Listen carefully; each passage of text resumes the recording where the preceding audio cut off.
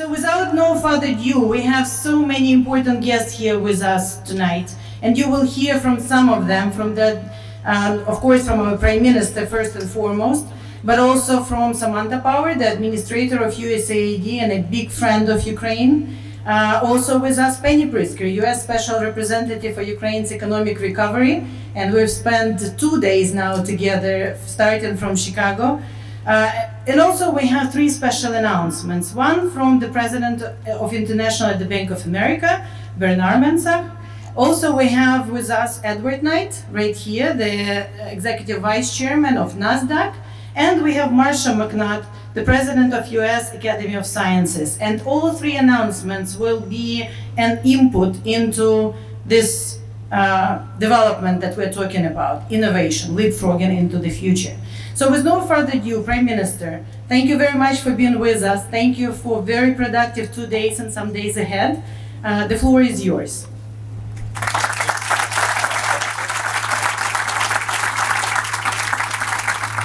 Dear friends, excellencies, dear ladies and gentlemen, distinguished guests, it's my real pleasure to be here with you today, and thank you for all your unwavering support of Ukraine.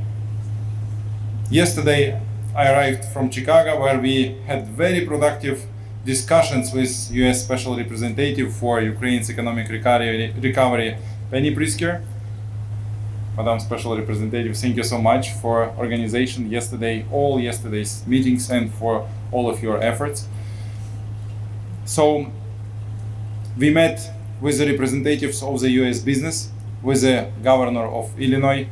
We agreed how to strengthening economic cooperation between Ukraine and the United States, especially on the regional level. I am really happy with the outcomes of our discussions. I am happy to have the opportunity to continue these discussions today in Washington, D.C.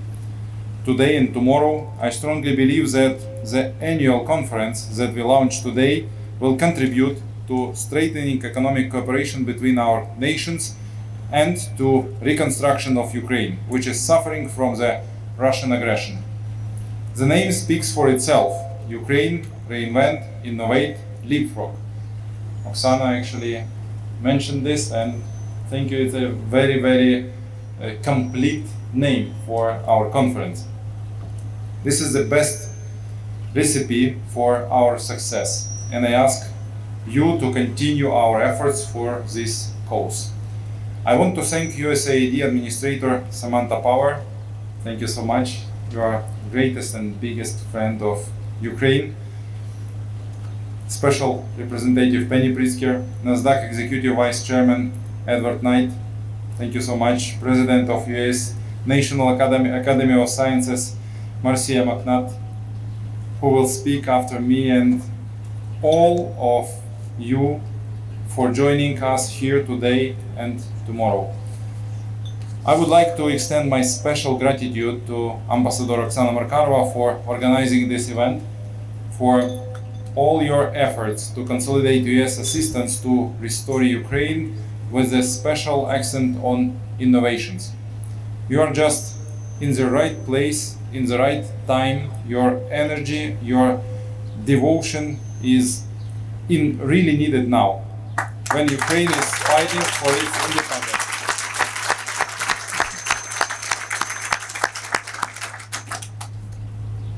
When our cities and critical infrastructure are being destroyed by Russian missile attacks, and actually today in the morning we have another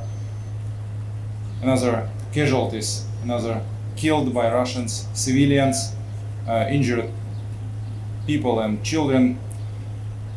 I also want to thank Ukraine House for hosting us.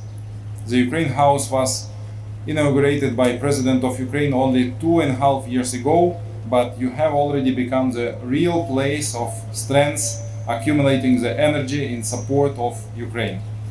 I want to commend you for your efforts to promote Ukraine's arts and cultural heritage, to provide help to Ukrainians who suffered from the Russia's war against Ukraine. For example, to Yana Stepanenko, for whom you gathered funding for prosthetics and rehabilitation. Thanks to you, Yana continued to amaze us with her achievements. She recently completed the Boston Marathon, inspiring millions throughout the world.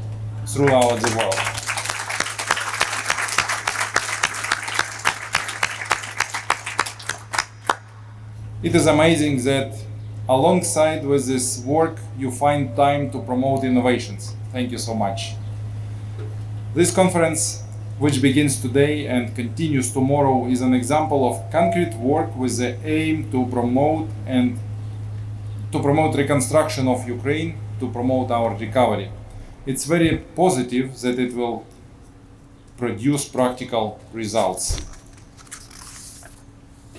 Specifically, Ukraine is launching new stage of cooperation with Nasdaq. We signed a memorandum of understanding. Dear Vice President Knight, I thank you for this. I also thank Bank of America, represented here by President for International Bernard Mensah, for working with the Ministry of Economy to boost the economic recovery of Ukraine. It's crucially important for us, and we are very grateful for this. And of course, I thank the US National Academy of Sciences for establishing a new science and innovation fund for Ukraine. All these projects are really important. However, I hope that our work today and tomorrow will bring other practical results. Looking forward to tomorrow's sessions, Power Banking, Financial Innovations for Economic Growth, Reinventing Ukrainian Cities, and Science and Education for Leapfrogging. We need the help of the US business and academia today as never before. Working together, we will rebuild strong, prosperous, innovative, free, and democratic Ukraine. Thank you for your attention. Thank you for your efforts, for your participation in today's event. Thank you so much. Slava Ukraini! And now I would like to invite here a person who is 24/7 works for freedom and fighting for better world. Not just for Ukraine, for everyone.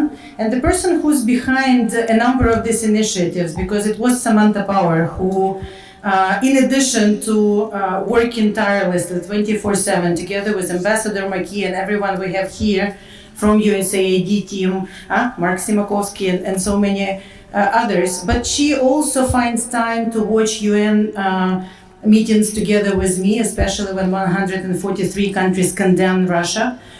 And also is trying, and now this is supported by everything that Special Representative does, to get as much American business to participate in the effort now and in the future.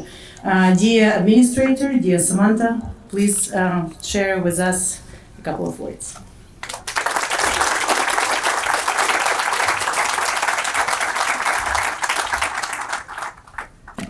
Thank you so much, Ambassador. Couldn't agree more with the Prime Minister and his words about you. Right person, right place, we hope this week especially. If this National Security Supplemental goes through, this woman will have an awful lot to do with it. And I want to join you in thanking the members of the U.S. government team. You mentioned Assistant Administrator McKee, Mark Simakovsky. I also see Maria Longi here. We have an incredible team between state and USAID that really became only more incredible when Penny Pritzker came back into government service and answered the call.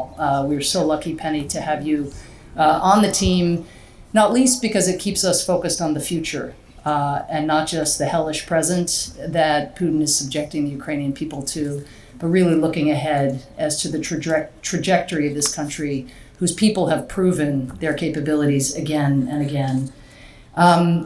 Of course, Ambassador Markarova, former finance minister, Mr. Prime Minister, you understand that it is largely due to your government's efforts that we are in a position today to make a number of new announcements. What we're going to announce today wouldn't be possible but for you all continuing the reform effort despite the brutality of the attacks that had intended, of course, to terminate the cause of democratic reform and economic integration. Instead, it has accelerated that effort, which is some irony, but really a tribute to all of you. And Mr. Prime Minister, since you oversee, again, all of the ministries involved in creating the conditions that make initiatives like the ones we're here to announce possible, it's really a tribute to you and your team. And so please extend our thanks to them. So as we all know, Putin is not just attacking Ukraine's armies, not just attacking Ukraine's civilians, its children, but he has also very, very intentionally from day one been trying to destroy Ukraine's economy.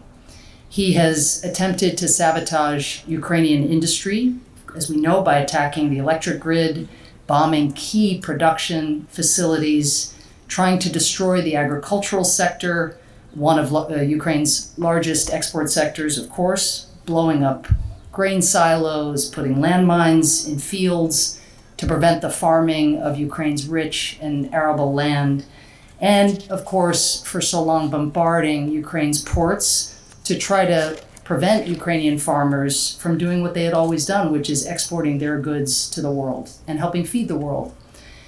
But the fact is, in the fight to destroy Ukraine's economy, a major goal for President Putin, Putin is losing ground.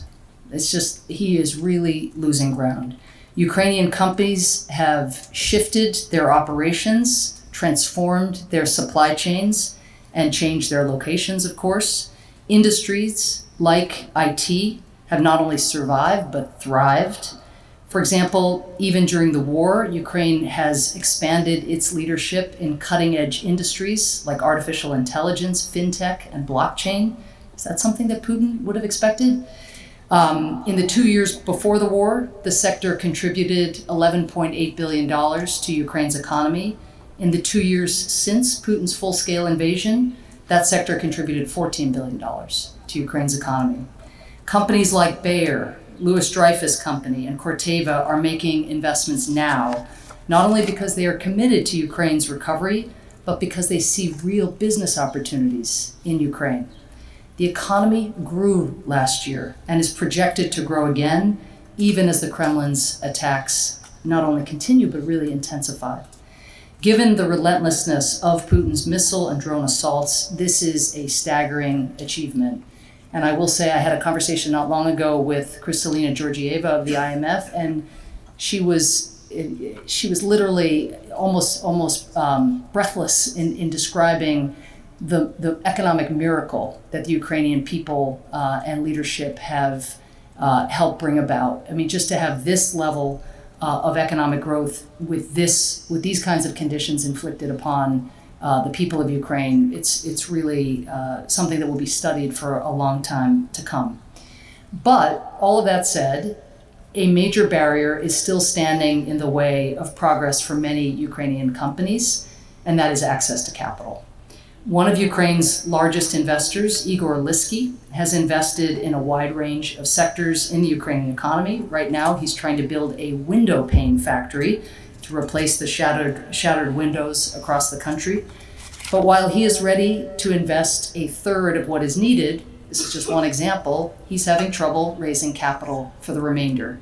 He says, quote, "The biggest problem is not people, technology, or equity. The biggest problem is to raise project finance," end quote. Imagine if what ultimately stands in the way of Ukraine's economic progress is not attacks from a vicious invader, but a lack of investment from its friends. We are here today to make sure that does not happen. And I'm glad to share 2 initiatives with Nasdaq and the Bank of America to help Ukrainian businesses not only withstand the war, but again, to grow and to thrive. The first, which will be elaborated upon, is an exciting partnership with Nasdaq that you'll hear more about from Vice Chairman Edward Knight to help Ukrainian businesses get access to the capital they need. Currently, Ukrainian stock exchanges are not developed enough to provide liquidity for Ukrainian companies during a war.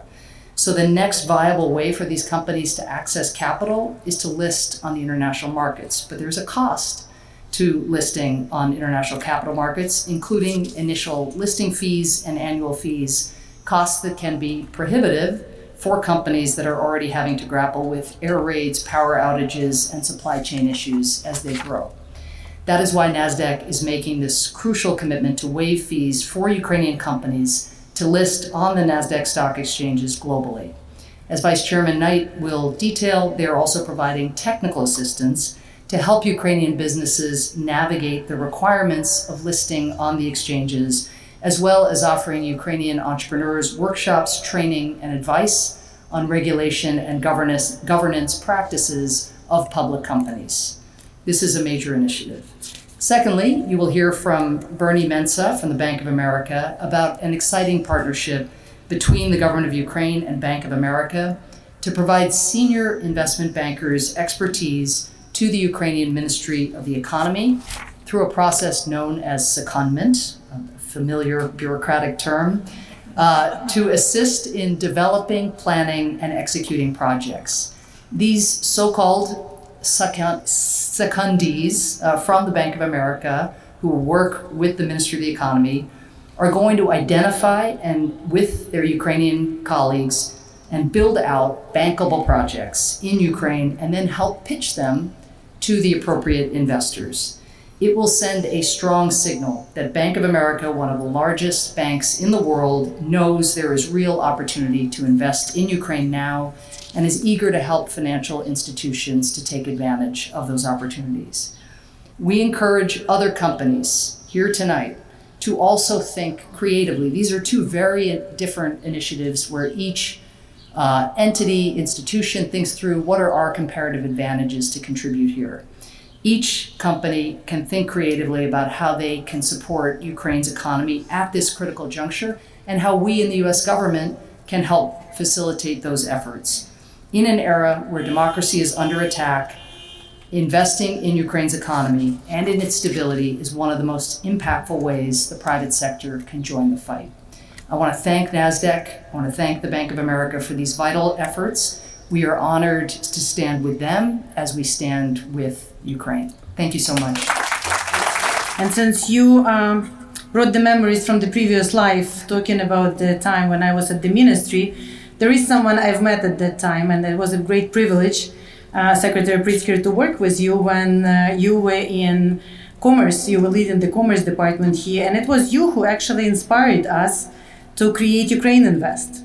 And it was you, I took the slogan from Ukraine is open for business, which, as everyone here knows, is proudly displayed on Ukraine Embassy now, because we are open for business and we want more businesses to actually put Ukraine on your map now.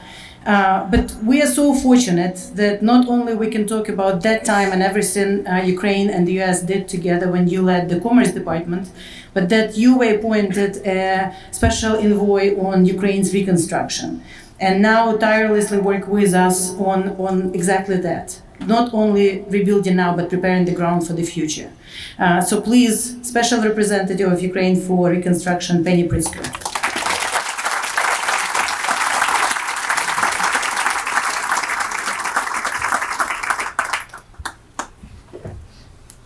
Well, first of all, thank you, and it's great to be here today. And I want to echo a couple of things that Samantha said. First of all, the effort to help Ukraine is an all of U.S. government effort. And this administration has been unwavering in that support. And I'm actually have a smile on my face because I'm feeling optimistic that our Congress is going to act and we can live up to our commitments, which is absolutely essential. But that team effort is a team effort that starts here in the United States, working with USAID, working with the Defense Department, working with the Treasury Department, working with the Commerce Department, working with the State Department, and on, in order to bring a whole of U.S. government effort to trying to help Ukraine. And obviously the Defense Department is intimately involved in much that goes on in Ukraine in terms of a military standpoint. But then there's the partnership on starting with President Zelensky, with his chief of staff, with the prime minister, with the ambassador, and I could go through each of the various ministries and talk about the leadership there. And what's amazing, and Bernie and I saw this firsthand when we went together to Ukraine in January is the desire to respond to opportunities that are presented by American companies for the Ukrainians. I think Bernie was the one who turned to me and said, they act like they're in business and not in government. And that kind of partnership is one that's really welcoming to those who are in the private sector and so important. This is a government that is, while it's at war, is also really building its economy, and one that we're very proud as American representatives of the American government as well as of the American people to support. And I would just say I've been in Ukraine twice in the last 2 weeks, and the situation is really tough, very, very tough. We cannot come through with the supplemental fast enough. But that feels like that has momentum. Now what we need is momentum from the private sector. And I appreciate there's a hot war going on, but I do encourage you to go and see for yourself. You will be shocked and surprised what you will see if you go to Kyiv or you go to Lviv. These are European cities full of young people who want to be part of Europe. They want to be part of the European Union. They want to be part of NATO. They're vociferous and pushing their government in order to make reform because they see where their future, the optimistic future is. And they're extremely emotional about us if we leave them without our assistance. They know that they need us. And in addition to providing military support, in addition to working on the conditions that will enable Ukraine to achieve its potential, which I believe is enormous, there are so many other things that we're doing together, including the U.S. National Academy of Sciences has already committed $20 million to support Ukraine's science and innovation community, and that's going to get leveraged with tens of millions of dollars of more support. It's partnerships like that. It's partnerships like the one that is offered by Bank of America and Nasdaq to help Ukraine get up on its feet and be able to participate in the European economy, in the global economy, in the Euro-Atlantic system, and achieve its dreams that makes this partnership so special. And so I will just say my thanks to both Bank of America and to Nasdaq for stepping up and seeing seeing not just the benefit that will be provided to Ukraine with your assistance, because there is much that they will benefit from, but also seeing that the ties really matter and they count now. And so I encourage the rest of you in the private sector here who might be on the fence, come see us. We'll help you figure this out. I know we're working on all kinds of things to make the enabling environment welcoming. And what I would say is the most important thing is the people are welcoming. The government is really making a great effort in order to make Ukraine a place where the private sector from the Western world wants to invest. And so with that, I would say thank you and congratulations on the conference. Thank you very much. And as we move to the companies and organizations that will make important announcements, I also want to say how grateful I am for all the diplomats who joined us today, and especially I see Sister Ambassador from Greece, and I see also Sister Ambassador from Iceland, together, which we are very honored that Minister of Foreign Affairs of Iceland is also with us. Thank you very much for joining us today. Now, we have the governor of the National Bank here with us, and I know that he always wants our banking system to be stronger and that he wants more American banks to be present in Ukraine. We have only one, Citibank, which is doing amazing work, but today is the day when a second bank is joining our market, not yet as a bank, opening a bank in Ukraine, but playing very important role. So, Bernard, please, I first of all thank you for saying yes as soon as administrator and us contacted the bank and asked what can we do together, and working really closely, and also visiting Ukraine, which is very important. And we believe that that visit gave you a full understanding that not only we are capable, but we need more companies like yours in Ukraine. So thank you, and please come to the stage and share with us why you decided to do what you decided to do. We are very grateful for that. Thank you.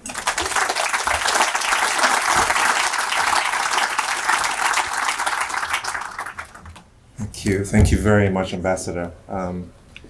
It's been great getting to know you in Davos firstly, and then in DC a few weeks ago. Thank you very much, Secretary Pritzker, for inviting me along, and good to see you again, Prime Minister, where we met in January. It's a real honor to be here on behalf of Bank of America and for me personally. It's terrific to be here, and I'm glad that I've been able to carry on my Ukraine journey, which personally started with this trip back in January. Our journey actually as a firm started last year during the IMF World Bank, where Brian Moynihan, my boss and the CEO of Bank of America, met up with Administrator Powers, and they had a discussion about how the private sector could, leverage itself with respect to what was happening with Ukraine and economic development and reconstruction there.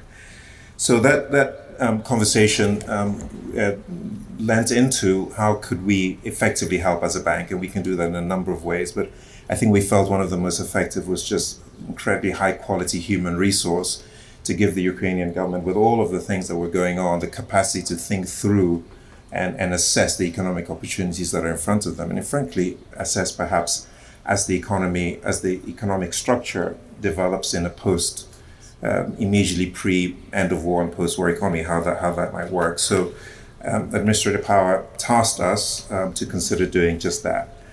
In the meantime, my boss, Brian, asked me to join Special Representative Pritzker on a trip to Kyiv to meet with members of the government. We met with the Prime Minister, we met with President Zelensky, we met with members of the Ukrainian government.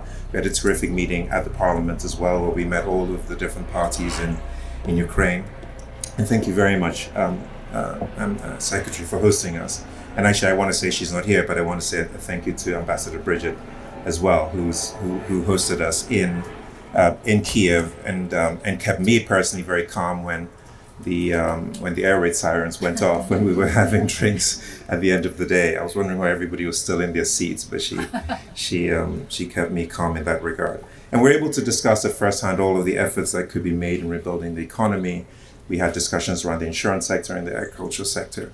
And there was a phrase that I've often quoted, which the Secretary said to the President Zelensky. And she said, if you will remember, that your legacy may not just be winning the war, but your more important legacy might be transforming Ukraine into an incredible modern European-facing economy. And that really has struck me. I had a sense that he might be leaving our meeting and discussing war casualties, perhaps, but he had the bandwidth with his team to go on this journey. So I came back very, very impressed, not just with the resilience of the people and what they were going through, but the economic opportunities as well. We met soon afterwards at Davos, at the World Economic Forum, and Brian and our team were able to engage with President Zelensky and Secretary Pritzker and others, and the Deputy Minister of Economy who was there as well. So it's difficult to imagine what the country is going through, but we absolutely feel that we can play our part. And absolutely, if progress is to be sustained, and Ukraine is returned to a normalized economy, then it's essential that we step up and we play our part in all of the different ways. And I'm glad that we're able to do so. Certainly from my conversations around the world, I get to travel around a lot for Bank of America. There's a lot of sympathy and interest, and there's a lot of capital that could be deployed. And I'm hoping that with our effort, we'll be able to allow this to essentially be crowded in and to be convened. So, as Administrative Powers said, we're really happy, and I'm personally excited. I was personally involved in getting one of our colleagues, one of our most experienced, most senior managing directors, to take time, and you'll meet her over time, and she's here today, to lead a team that will drive the Bank of America team to partner up with the government to drive this effort. There's a lot of goodwill. I was in Berlin last week at the Chancellery. They're very excited about the Ukraine Recovery Conference that's coming up, and speaking to very senior ministers there, and planning around that. I think and they have thoughts around setting up sort of development type bank, and there are areas like that I think we can help drive things along. So we think with those global relationships, with all of our network, we'll just be one other voice that's advocating and, as I said, really crowding in and convening all of the ideas around capital and economic opportunities in the region. I often say that capital is ideas. As banks, we're often thinking what is your balance sheet? But at the end of the day, it's somebody's willingness to assess the risk, to take the risk, to find a way to hedge the risk, to get people who have different risk appetites to come in into all the different incredible sectors that I think Ukraine can be a part of. So thank you very much. Thank you to Infrastructure Powers. Thank you to Secretary Pritzker. Thank you to Prime Minister. Thank you to the Ambassador. Thank you. And indeed, Ukrainian companies do need capital, especially the innovative and ICT sector. And that's why it's such a joy that something on which we worked for a long time and were not able to do it, not now, in the previous. It was always a dream to see a Nasdaq in Ukraine. And now we're coming as close to that as we can during the war. So Edward Knight, a friend and a person who also responded to the initiative from our administrator and saw a big potential in providing this amazing service to Ukrainian companies. So thank you for being with us, and please come to the stage.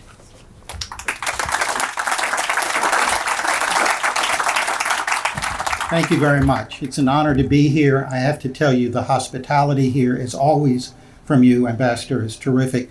Prime Minister, your ambassador is well loved in Washington, and my guess is all over the country. She does such a wonderful job communicating to our citizens what is going on in Ukraine and where the needs are. So thank you very much. And Governor, it's great to be with you. And of course, Administrator and Secretary Pritzker, I have to tell you, I'm particularly proud not just of Ukraine and what it is doing, but what our U.S. government is doing. I had the honor of serving in the executive branch before. People don't understand completely what career government people do, what their government does for them every day behind the scenes. A lot of your work is behind the scenes.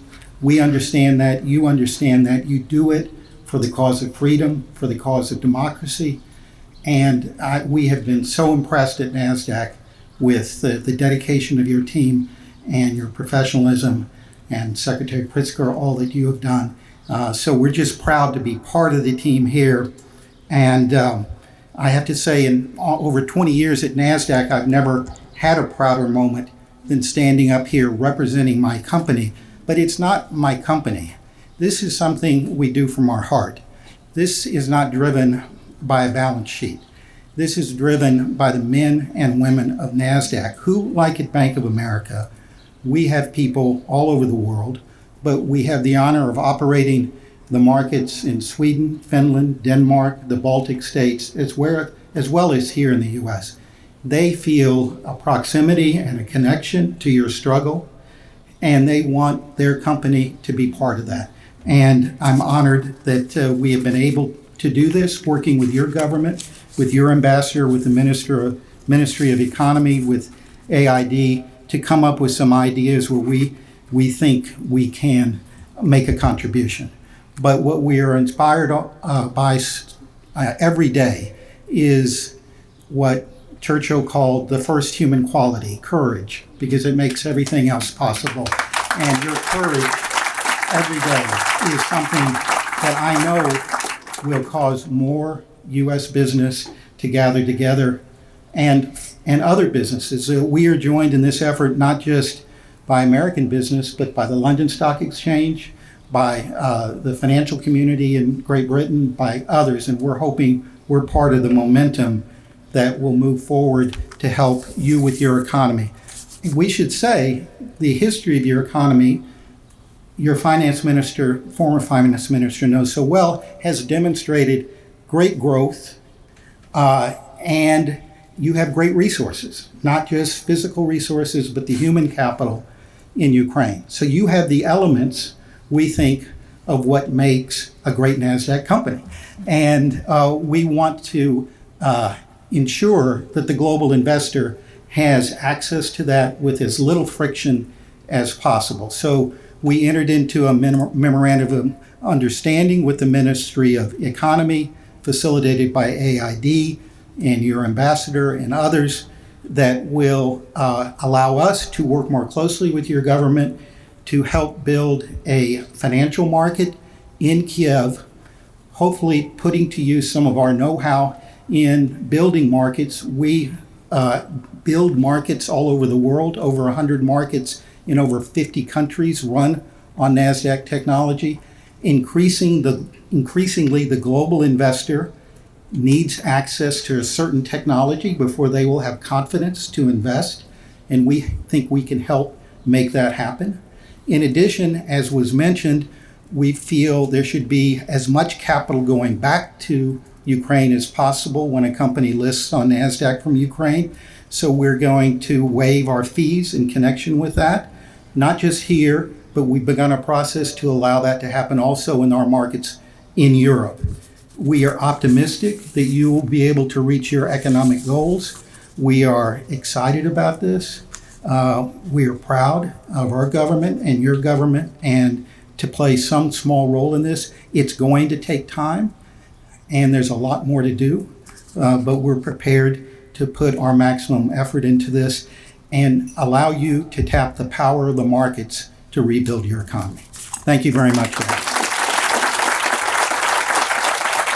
And you can see here around Ukraine House, we have an exhibition of Ukraine innovation, something that Ukraine gave to the world, something that Ukraine develops now. And right now, science is very important. Science is at risk. Science is attacked in Ukraine, like cultural heritage, like businesses, like people, like children, and everything else. And when this horrible phase started, Marcia, it was just an instant response to the request from the Ukrainian Academy of Sciences and all the scientists. And you have been helping everyone since then. And please come to the stage what you are to announce now, and the project and this big fund, which is going to multiply all the efforts, is really essential for us to develop Ukrainian science.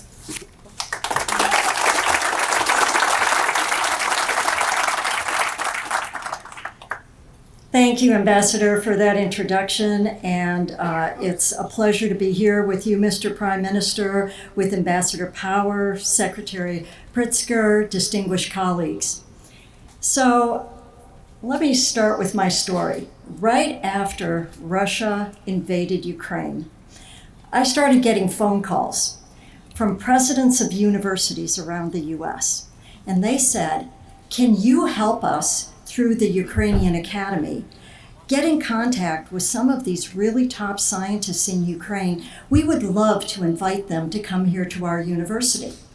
And I said, absolutely not. Ukraine needs its scientists. It needs its scientists because science is hope. Yes. We need to do everything to maintain that hope for a better life today for those in Ukraine and for their children tomorrow. And that hope is going to come from science. I said, on the other hand, I know that there are a number of Russian scientists who don't agree with Putin.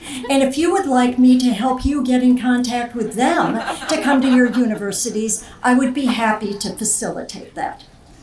So in conversations with my colleagues at the National Academy of Sciences, we started talking about what can we do to maintain the powerhouse of Ukrainian science, help raise their level, and make sure that they will be there to contribute to the rebuilding and a prosperous future for Ukraine.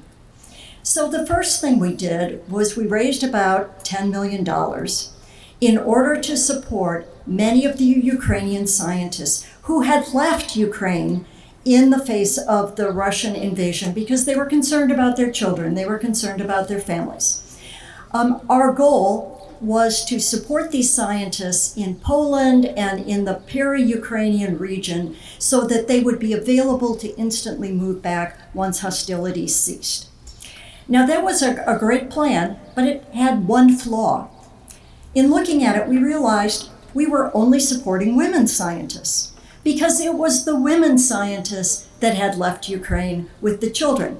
Now, I'm the last person to say that supporting women scientists is not a great strategy, but we also recognize that there were some men that deserved support too. So over time, we started to change our program and realized that we needed to support all of those scientists who had remained in Ukraine, but their budgets had been slashed because, of course, the priority of the leadership in Ukraine had been to support the war effort, and there was so little left for science. So we raised money to support the men, and we are looking, and we realize this is the right thing to do. If you look at some of the fastest growing economies in the world, they started by investing in science. Look at South Korea, that went from an agrarian economy to an economic powerhouse in one generation by investing in science. And our hope is that Ukraine will emerge from this war stronger, better, thanks to investment in science.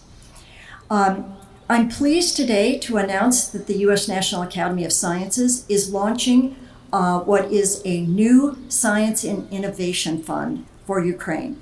The fund is going to focus on investing in the science and innovation to underpin the same priority areas that President Zelensky already articulated for the country. It's infrastructure and transportation, energy, agriculture, artificial intelligence and data science, and natural resources and earth sciences. All of these areas for potential economic growth require science to underpin it. This new fund for science and innovation has two goals. It's first to immediately support the Ukrainian research community, and second, to build a framework for long-term innovation based on science and commercialization. To date, we have raised $8 million for this fund, helped by our partner, the Simons Foundation in New York, and with commitments of other U.S. foundations, including the Chan Zuckerberg Initiative. We're in the process of raising additional funds with a near-term goal of committing $12 million more to the fund for a total of $20 million. Now, I know to Bank of America, thank you. I know to Bank of America that doesn't sound like much, but you would be surprised at how far these very entrepreneurial scientists in Ukraine can make $1 go. So I'm looking forward to the impact of this fund. Mr. Prime Minister, Madam Ambassador, I want to thank you for all the support my team has received from working with your scientists to develop this fund. I want to especially recognize Yulia Burzenko, I'm sorry I screwed that up, for all her help. And Ambassador Power and Secretary Pritzker, I'd like to thank you for the support of USAID and the State Department. They've been phenomenal to work with as we developed approach for science innovation with Ukraine. I know with such partnerships that the flag of Ukraine will continue to fly over the land of the free and the home of the brave. So thank you. And dear friends, my final words will be very short. To all the participants and especially those who announced these very important projects today, to Nasdaq, Bank of America, Academy of Sciences, thank you very much. Really appreciate it, and I know it's just the beginning of this wonderful project. And to everyone from the business community who's here, be like them. If you have creative ideas, come to us and we will either merge you with existing projects, and we do have in Ukraine House Yulia Bezvezhenko, who's our new talent working specifically on that, on innovations. Second, I want to thank Ukraine House, all team of Ukraine House for working tirelessly. I know how much Ukrainian and American community. And I also want to thank 3 companies that founded Ukraine House when we were looking for resources to do that. And those are 3 Ukrainian companies. Accord Bank from Ukraine and my husband, Danilo Volinets, who you all know, but also 2 IT companies, Miratech and SoftServe. And we will see, maybe they will be the ones who will be among the first to use Nasdaq for their future endeavors. And third, I just want to end on, it's very good to talk about business and science, and we will do that and we will work tirelessly on it. But in order to fully realize that potential, we have to win the war. And yes, today we already heard that there is a document out, finally, after 6 very difficult months of discussions, different ideas, initiatives, been up and down. And there is a document out, and the 60 billion which it proposes, and for the areas it proposes, it's exactly what we need yesterday, and we need it urgently. And right now, everyone here who worked with us tirelessly, everyone from our friends from Jewish community, Ukrainian community, all the activists, everyone who called and emailed and wrote to your congressmen and senators, today is not the day to stop. Yes, the voting we hope will be on Saturday, but please continue fighting and advocating for Ukraine, because we do need all that support and we do need all the capabilities in order to win the war. God bless America, і слава Україні!